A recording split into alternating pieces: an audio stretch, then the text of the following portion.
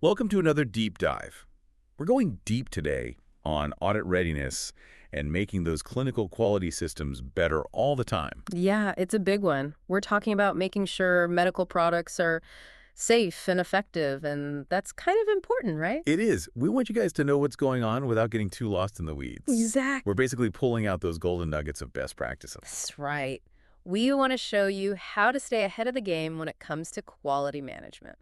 So, we always go all in on the research for these deep dives.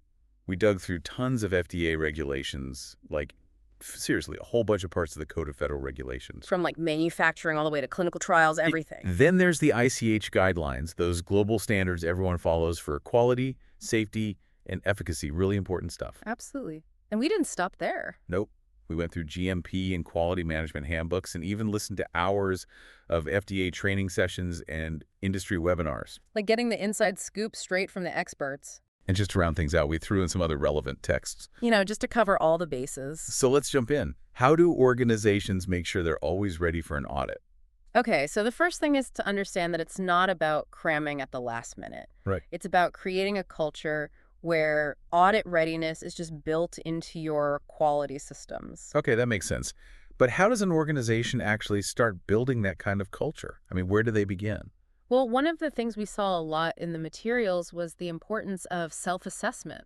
It's like taking a good hard look in the mirror. Okay. And internal audits are really key for this. Leonard Steinborn had a lot to say about this in one of the books we read. He calls internal audits a vital self-assessment tool. So it's like checking your own work before turning it in. Exactly. Companies can use these audits to really scrutinize their processes, really dig in Right. and find those spots that might be weak. Or areas that don't quite line up with the regulations. Yeah, or even their own internal standards. And here's the thing. Yeah. It's not just about checking boxes and making sure you're compliant. Internal audits are a chance to find ways to make your processes even better. So it's a chance to go above and beyond, not just meet the minimum requirements. Precisely. Now, to take self-assessment to the next level, we have mock audits. It's like a practice run. Makes sense. They're like simulated inspections, like stepping into the shoes of a regulator. I see. And the whole point is to find any gaps before the real inspection happens.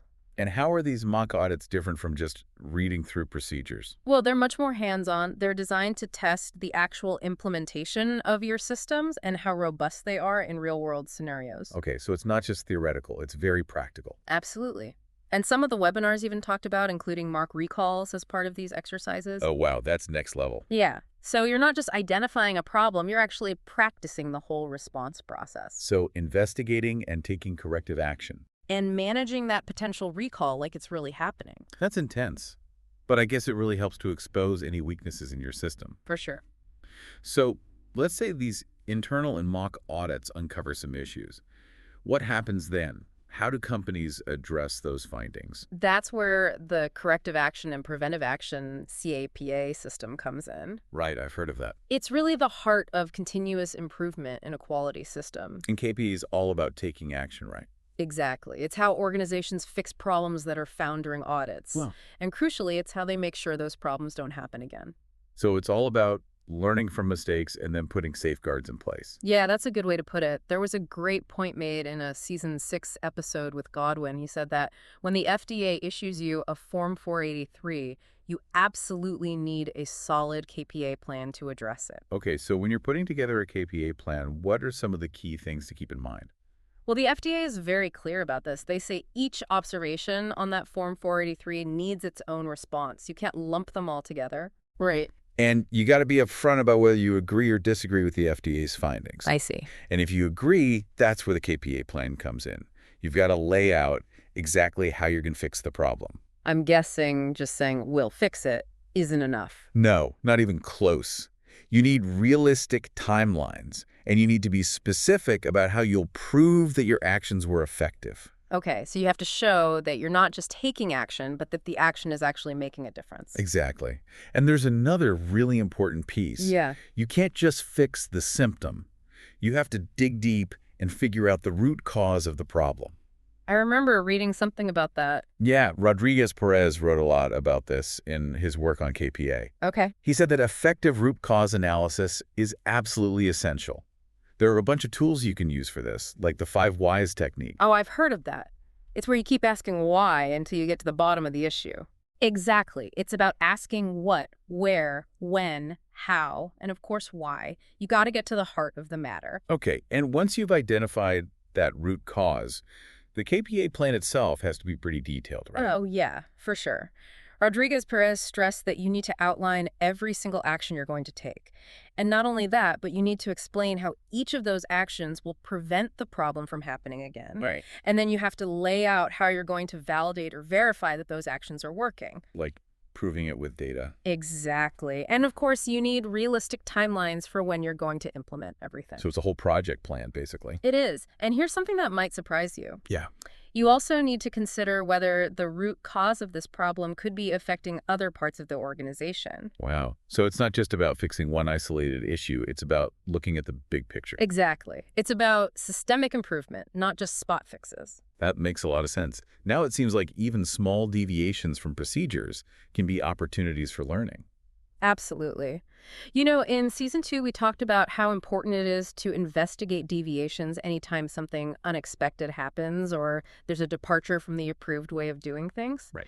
Well, these investigations are not just about fixing the immediate problem. They're a gold mine of information for continuous improvement. Okay, I see. By figuring out what went wrong and all the factors that contributed to it, you can proactively make your processes better and prevent similar deviations from happening again. It's all about being proactive. Yeah.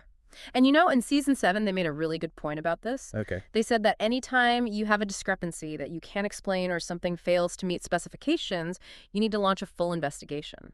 So even if it seems small, it's worth looking into. Yeah, because sometimes those small issues are actually symptoms of bigger problems that are lurking beneath the surface. Got it.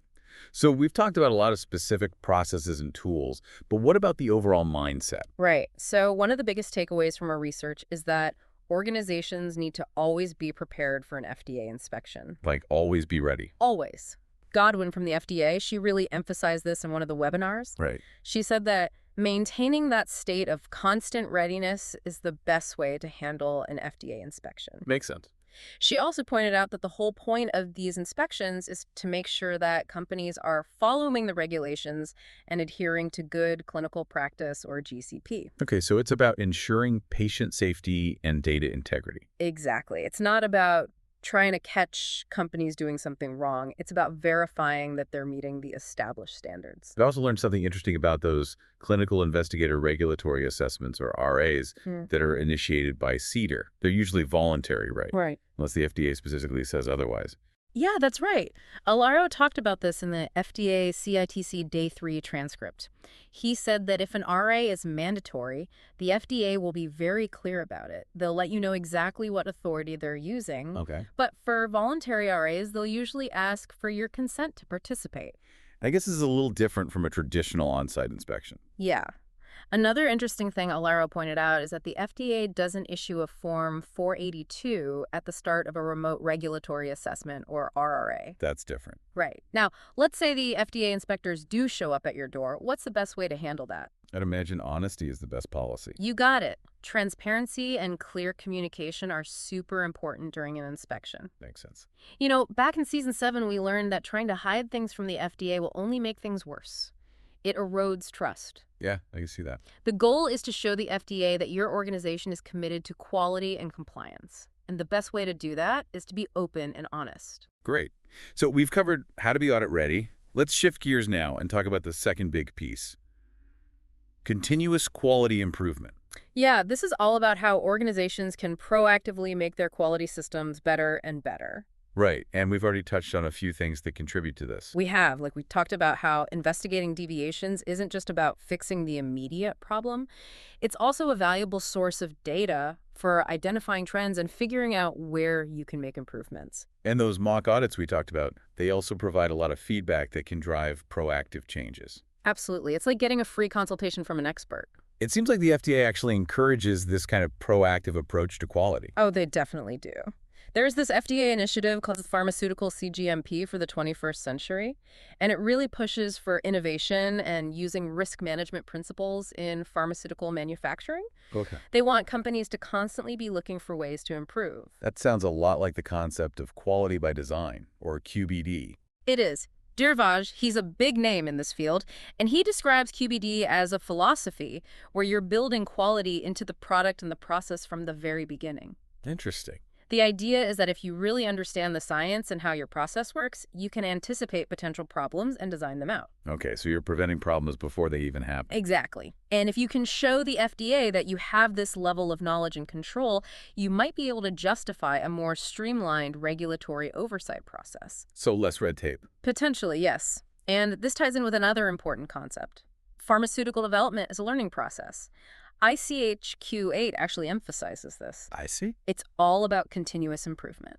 So speaking of proactive strategies, risk management seems to be really important for continuous improvement. It's huge. Quality risk management, or QRM, is a systematic approach to identifying, assessing, and controlling risks to the quality of a medicine. You know, in the description for our Season 3, Episode 6, we talked about how systematic risk assessments are super important for making good decisions, improving processes, and meeting those regulatory requirements. So it's about being proactive and thinking about risks all the time. Trying to prevent those problems before they even have a chance to happen. Exactly. Godwin, she's been a great source of information on this topic. She said that risk management should be part of every single decision made in pharmaceutical manufacturing. Okay. And patient safety and product quality, those should always be the top priorities. For sure. Now, when it comes to risk management, the FDA really looks to ICHQ9 for guidance. It's the key guideline for how to manage risks. So what are the basic steps involved in this QRM process? It's pretty straightforward. First, you have risk assessment. This involves identifying potential hazards, like asking yourself, what could possibly go wrong? Okay. Then you analyze those hazards, figure out how likely they are to happen and how severe the consequences would be. And then you evaluate the risk, which means you compare the estimated risk to some predetermined criteria to see if it's acceptable. Okay. After that, you move on to risk control. This is where you decide how to reduce the risk or whether you can just accept it. So it's all about making informed decisions. And then the final step is risk review. It's the ongoing process of monitoring and evaluating your risk management strategies to make sure they're actually working. It's like a continuous feedback loop. Exactly. Rodriguez Perez, in his book, he gives a really good overview of all these steps based on ICHQ9. And he talks about hazard identification. He does. He emphasizes that it's all about systematically using information to find those potential hazards. So it's about being proactive and looking for those risks before they turn into problems. Exactly. And all of this talk about quality systems and risk management, it points to something bigger. What's that? It takes a specific kind of culture to pull this off. You need an organization where everyone is committed to quality from the top down. Right. It can't just be one department's responsibility. Exactly. Back in Season 2, we talked about how a culture of quality starts with strong leadership. Yeah. The leaders have to set the tone. They do. They have to make it clear that adhering to regulations and quality standards is not optional. It's the foundation of everything they do. Right. And it's not just about the leaders. You have to empower every employee to feel responsible for quality. Given the sense of ownership. Exactly. Make them feel comfortable speaking up if they see something that's not right. Create a culture where everyone is looking out for quality. That's the goal. And training is a really important part of this. It is. Back in Season 6, they emphasized how effective training can lead to much more thorough data review and just overall stronger quality systems. Right. Procedures are like the blueprint. They tell you what to do. Okay. But training is what brings those procedures to life. It bridges the gap between theory and practice. Yeah. And we talked about this in Season 7 as well. Even something as basic as hygiene practices in manufacturing, you need good training to make sure everyone understands why it's important and how to do it right. Right. And then you need to document everything and observe people regularly to make sure those practices are being followed. So training and documentation go hand in hand. They do. And speaking of clinical quality systems, let's talk specifically about good clinical practice, or cGCP. Okay, so how do those cGCP requirements fit into this whole picture of audit readiness and continuous improvement? Well, cGCP is all about setting the standards for clinical trials. It covers everything from designing and conducting the trials to recording and reporting the results. Right. It's all about ethics and scientific quality. And the FDA is obviously very focused on this. They are. Godwin, in the FDA CITC Day 3 transcript, she talked about how the FDA inspects clinical investigators to make sure they're following cGCP. And Jebba, who is also part of that series, he added that these GCP regulations apply to all clinical trials. It doesn't matter how they're designed or what kind of innovative methods they use. Right. And then there are the bioresearch monitoring or BIMO inspections. Jebba explained that these are specifically designed to look at practices that could affect the reliability of the data and the safety of the participants in the trial. Got it. So if you want to be audit ready in a clinical setting, you got to make sure you're following cGCP. For sure.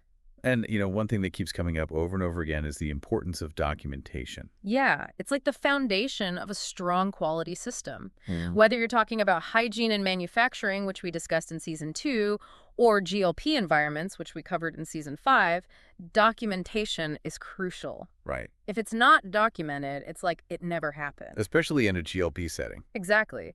And we're not just talking about major procedures. Any deviation from standard procedures needs to be thoroughly documented and investigated. So no matter how small the deviation, write it down. Absolutely. And we also learned in Season 2 that you need to document all complaints, whether they come from patients or investigators. Right. That creates an audit trail that can be really helpful for identifying patterns or systemic issues. And then in Season 6, we talked about change control. Any changes to equipment or processes have to go through a formal process that relies heavily on documentation.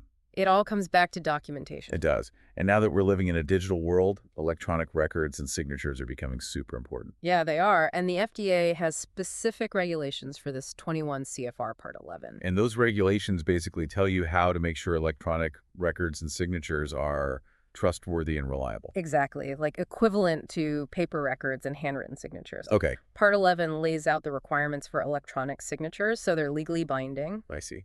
And it also says that electronic records can be used instead of paper records, unless there's a regulation that specifically says you can't. So it's about making sure those electronic systems are just as good as the old paper-based systems. Exactly. And, we watched a video on good documentation practices, and it highlighted some really important things to keep in mind when you're managing electronic data. Okay, like what? Well, first of all, you need secure systems for storing that data, and those systems have to be validated. Right. And then you need audit trails, those time-stamped records that show every change that's been made to the data. Okay. And don't forget backups. You got to make sure your data is backed up regularly and stored in a safe place, preferably offsite. Right. And then you need to think about environmental controls to protect your data from things like power outages or extreme temperatures. So you're protecting against data loss or corruption. Right. And finally, you need to have clear procedures for restoring archived data if you ever need it. And you need to test those procedures regularly. Okay, so it's not just about having the data, but making sure you can access it when you need it. Well, I think we've covered a lot of ground today. Audit readiness and continuous improvement, two sides of the same coin. There really are. It's not just about passing an inspection. It's about building a culture of quality where everyone is always striving to make things better. And it all starts with a commitment from the top. Absolutely. And then it's about giving everyone in the organization the tools and the training they need to contribute to that culture of quality. And of course, you have to have those robust processes in place, like CPA and risk management. Right. Those are essential. So for our listeners out there, we hope this deep dive has given you a better understanding of how audit readiness and continuous improvement work together to ensure the safety and effectiveness of medical products. And as you think about how complex clinical research is becoming and how those regulations are constantly evolving, it begs the question, how can you and your organization become even more proactive and adaptable? How can you stay ahead of the curve when it comes to audit readiness and continuous improvement? It's a question worth pondering. And if any of the topics we discussed today sparked your interest, we encourage you to dig deeper. Check out those FDA regulations, the ICH guidelines, and all the other resources we mentioned. And remember, staying informed is a journey, not a destination. Well said. Thanks for joining us on this deep dive.